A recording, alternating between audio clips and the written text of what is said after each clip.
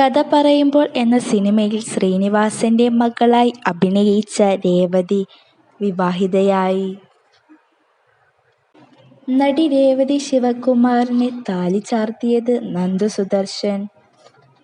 ഗുരുവായൂരിൽ വെച്ചായിരുന്നു വിവാഹം. തന്റെ ബന്ധുക്കളുടെയും സുഹൃത്തുക്കളുടെയും സാന്നിധ്യത്തിൽ.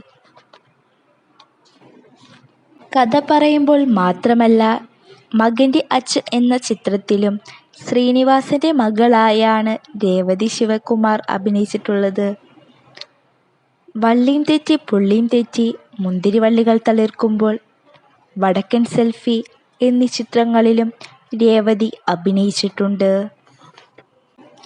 2007 പുറത്തിറങ്ങിയ ഒരു മലയാള ചലച്ചിത്രമാണ് കഥ പറയുമ്പോൾ. എം. മോഹനാണ് ഇതിന്റെ സംവിധാനം നിർവഹിച്ചത്.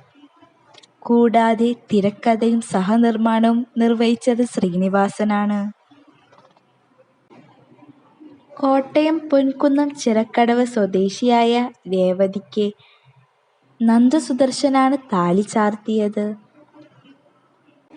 കഥ പറയുമ്പോൾ എന്ന ചിത്രത്തിൽ ഷഫ്ന നിസാം, രേവതി ശിവകുമാർ, അമൽ അശോക് എന്നിവരാണ് ശ്രീനിവാസന്റെ മക്കളായി അഭിനയിച്ചിട്ടുള്ളത്.